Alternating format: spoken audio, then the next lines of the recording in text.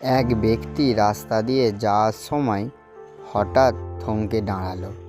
সে দেখল বিশাল আকৃতির একটি হাতিকে তার সামনের পায়ে একটি দড়ি দিয়ে বেঁধে রাখা রয়েছে। কোনো বড় শেকল নেই, কোনো খাঁচা নেই। হাতিটি যে কোনো মুহূর্তে দড়িটি ছিঁড়ে আসতে পারে, কিন্তু সে তা করছে না। লোকটি অবাক হয়ে হাতির মালিককে জিজ্ঞাসা করলো, আচ্ছা ভাই, এই হাতিটা তো অনেক শক্তিশালী, সে পালিয়ে যাচ্ছে না কেন? মালিক হাসি মুখে উত্তর দিল, শুনুন, হাতিটি যখন অনেক ছোট ছিল তখন আমার ঠিক এই দড়ি দিয়েই তাকে বাঁধতাম। তখন এই দড়িটি তাকে আটকে রাখার জন্য যথেষ্ট ছিল।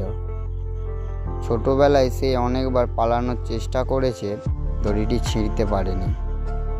বড় হওয়ার পর তার মনে এই বিশ্বাসটাই গেঁথে গেছে, ওই দড়িটি ছিঁড়া তার পক্ষে অসম্ভব। এই গল্প থেকে আমাদের শিক্ষা কি পেলাম? আমরাও আমাদের জীবনে অনেক সময় এই হাতির মতোই আচরণ করি। অতীতে কোনো কাজে একবার বা দুবার ব্যর্থ হয়েছি বলে আমরা মনে করি যে ওই কাজটি আমাদের দ্বারা সম্ভব নয়।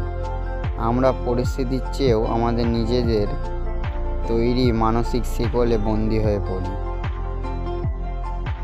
অতীতে পারেনি মানে ভবিষ্যতেও পারবো না তা নয়। মানসিক দেয়াল ভাঙুন। আপনার আসল সীমাবদ্ধতা আপনার মনে, বাস্তবে নয়। চেষ্টা চালিয়ে যান।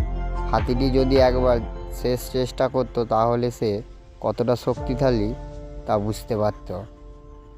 মনে রাখবেন, পৃথিবী আপনাকে ততটুকুই আটকে রাখতে পারবে আপনি যতটুকু চাইবেন। তাই চেষ্টা করুন, সাফল্য অবশ্যই আসবে। হার মানবেন না।